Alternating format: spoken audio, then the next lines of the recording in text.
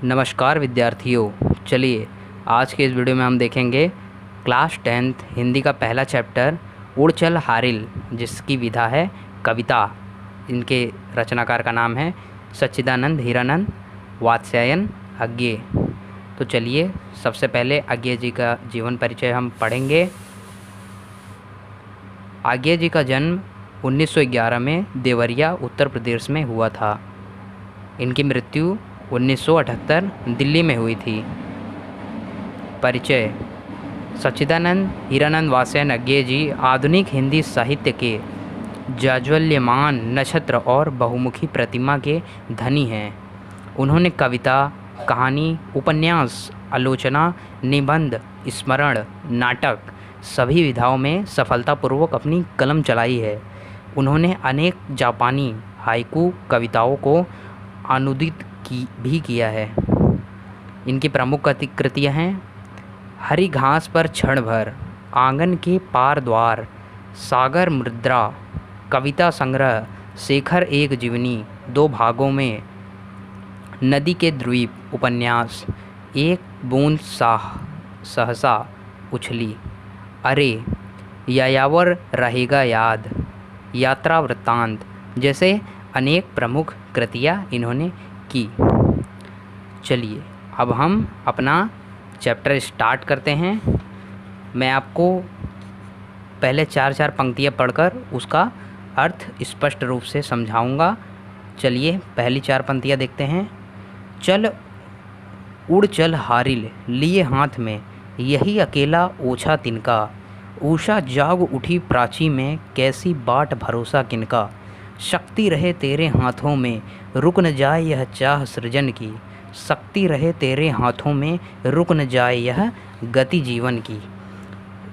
तो सच्चिदानंद हीरानंद वात्स्यायन अज्ञे जी इस 4 पंक्तियों के माध्यम से हमें क्या समझाना चाहते हैं कि जीवन में एक निश्चित लक्ष्य को लेकर क्या करना चाहिए, आगे बढ़ना चाहिए।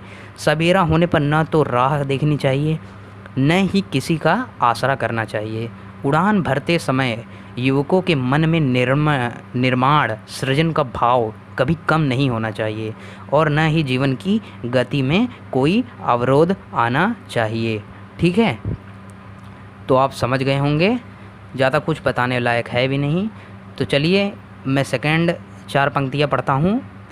ऊपर ऊपर ऊपर ऊपर बढ़ा चीर चल दिगमंडल, अनथक पंखों की चोटों से नभ में एक मचा दे हलचल, तिनका तेरे पंजों में है अमर एक रचना का साधन, तिनका तेरे पंजे में है विधना के प्राणों का स्पंदन। समझे? इस 4 पंक्तियों के माध्यम से कवि क्या हमें समझाना चाहते हैं कि देश के नवयुवकों को क्या कहना चाहते हैं। देश की भौगोलिक सीमा जो है, जो कि ज़मीन की बनावटें हैं, उनमें अतिक्रमण कर चारों दिशाओं में फैल जाओ और अपने पुरुषार्थ से अपनी उपस्थिति सभी जगह दर्ज कराओ।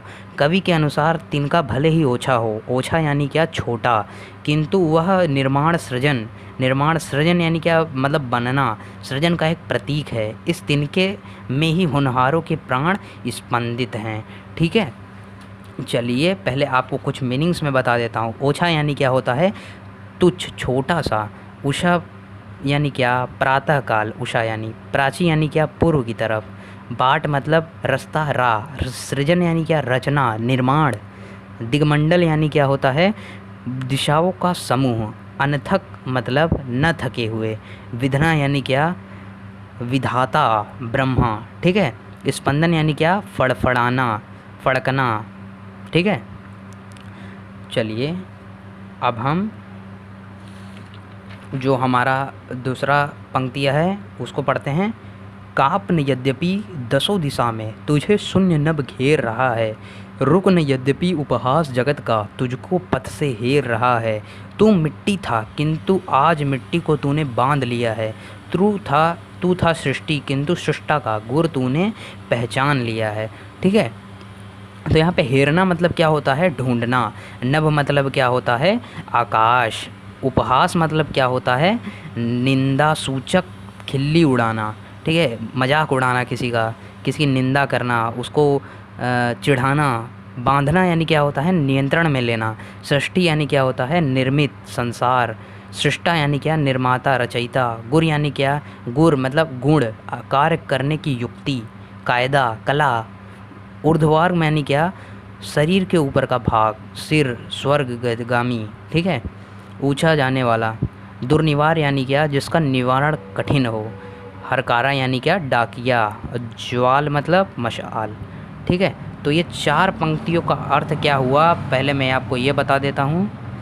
कवि अज्ञेय हारिल के माध्यम से मानव को संदेश देते हैं। हारिल के माध्यम, हारिल एक क्या है, पक्षी है, उसके माध्यम से लोगों को एक संदेश दे रहे हैं। जीवन में उतार चढ़ाव आएंगे, उनसे कभी घबराना नहीं चाहिए। असफलता होने पर लोग उपहास भी बहुत करेंगे। व्यक्ति को जीवन पथ पर आने वाली इन कठिनाइयों से बिना डरे हुए उनका सामना करना चाहिए। कवि मानव के आत्मगौरव को यह कहकर जगाते हैं कि पहले भले ही तू मिट्टी था, अमहत्वपूर्ण था, तेरा कोई महत्व नहीं था, किंतु आज तूने मिट्टी पर नियंत्रण पा लिया है, नियंत्रण कर लिया है मिट्टी को। पहले भले ही तू संसार स्वरूप था, किंतु अब तुमने स्वयं सृष्टि रचना का गुर यानी कायदा सीख लिया है। कहने का तात्पर्य है कि मानव अब असमर्थ और असक्षम नहीं है, अब उसने सृष्टि का रूप बदलने की क्षमता प्राप्त कर ली है, ठीक है। चलिए अब हम अगली वाली 4 लाइन पढ़ता हूँ मैं। मिट्टी निश्चय है यथार्थ, मिट्टी निश्चय है यथार्थ, पर क्या जीवन केवल मिट्टी है। तू मिट्टी पर मिट्टी से उठने की इच्छा किसने दी है। आज उसी ऊर्ध्वार्ग ज्वाल का तू है दुर्निवार हरकारा। दृढ़ ध्वज दंड बना यह तिनका, सोने पथ का एक सहारा। तो इसका क्या अर्थ होता है, इस उपयुक्त 4 पंक्ति में कवि क्या कहना चाहते हैं कि वैसे तो मिट्टी निश्चित रूप से वास्तविकता है यानी सच है, ठीक है, लेकिन कवि प्रश्न करते हैं कि क्या मानव जीवन केवल मिट्टी के सदृश है, मतलब मिट्टी समान है। यदि मानव जीवन केवल मिट्टी सदृश है यानी मिट्टी के जैसा है, तो मानव के जीवन में मिट्टी से ऊपर उठने की इच्छा किसने पैदा की। कवि ने उसी हारिल मानव, ठीक है, हारिल मानव को आज मस्तिष्क की मशाल पर डाकिया अथवा संदेश वाहक कहा है, ठीक है। हारिल के हाथ का यही तिनका झंडे में लगाने वाले डंडे का काम करेगा तथा हारिल के सूने पथ का सहारा भी बनेगा, ठीक है। चलिए आपको समझ गया होगा, मैंने आपको मीनिंग्स भी बता दी हैं। अब चलिए आगे का पढ़ते हैं। मिट्टी से जो छीन लिया है वह तज देना धर्म नहीं है, ठीक है। मिट्टी से जो छीन लिया है वह तज देना धर्म नहीं है। जीवन साधना की अवहेलना कर्मवीर का कर्म नहीं है। तिनका पथ की धूल स्वयं तू अनंत की पावन धूली। किंतु आज तूने नभ पथ में क्षण में बद्ध अमरता छू ली, ठीक है। तो ये 4 पॉइंट मैंने अभी पढ़े हैं, इसका मैं आपको अर्थ समझाता हूँ कि क्या होता है। कवि इन 4 पंक्तियों के माध्यम से क्या समझाना चाहते हैं कि मिट्टी से जो छीन लिया है वह तज देना तेरा धर्म नहीं है, यानी मिट्टी से जो तूने छीन लिया है उसे अब पाना फिर तेरा धर्म नहीं है। जीवन साधना की अवहेलना कर्मवीर का कर्म नहीं है, ठीक है। जीवन में जो साधन मिलता है उसकी अवहेलना करना, ठीक है। अवहेलना यानी उपेक्षा करना, उसका मजाक उड़ाना, ये सब क्या है, कर्मवीर का कर्म नहीं है। तिनका पथ की धूल स्वयं तू है अनंत की पावन धूली। तिनका की पथ की धूल के स्वयं तू समान है और अनंत की पावन धूली भी तू है, किंतु आज तूने नव पथ में क्षण में अमरता छू ली है, ठीक है, बद्ध अमरता को छू लिया है। और लास्ट 2 पंक्ति चलिए पढ़ते हैं, क्या है उसका मतलब मैं आपको बता देता हूँ। ऊषा जाग उठी प्राची में आवाहन यह नूतन दिन का, उड़ चल हारिल लिए हाथ में यही अनोखा पावन तिनका, ठीक है। तो लास्ट पंक्तियों में कवि क्या समझा रहे हैं, कवि कहते हैं कि पूर्व की दिशा में वो जो है सूर्य निकल चुका है, उषा का आगमन हो चुका है, ठीक है, और नए दिन का आवागमन हो चुका है। नए दिन की चुनौती हमारे सामने है, हमें अकेले ही इन चुनौतियों का क्या करना है, सामना करना है। तो हमें भी हारिल पक्षी की तरह हाथ में तिनका लेकर अपने प्रगति पथ पर आगे चल देना चाहिए, ठीक है। तजना यानी क्या, त्याग छोड़ना, अवहेलना यानी उपेक्षा, कर्मवीर यानी क्या, कर्मठ, ठीक है। अनंत यानी क्या, जिसका अंत ना हो। बद्ध यानी क्या, बधी हुई। आवाहन, आवाहन मतलब क्या, पुकारना, ठीक है, पुकारना बुलाना। नूतन मतलब नया, ठीक है।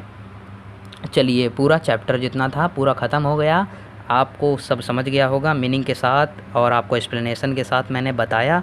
एक ही रिक्वेस्ट है, अगर वीडियो अच्छी लगी हो तो वीडियो को लाइक कर देना, चैनल को सब्सक्राइब ज़रूर करना, ताकि आने वाले हर हिंदी से रिलेटेड और भी चैप्टर जो हिस्ट्री के हैं, मैंने पूरे चैप्टर एक्सप्लेन करके डाले हैं अपने चैनल पर, आप जाइए जाकर देख लीजिए, ठीक है। और जियोग्राफी का भी क्लास 10th का डाला है, अगर 9th का भी डालने वाला हूँ कल।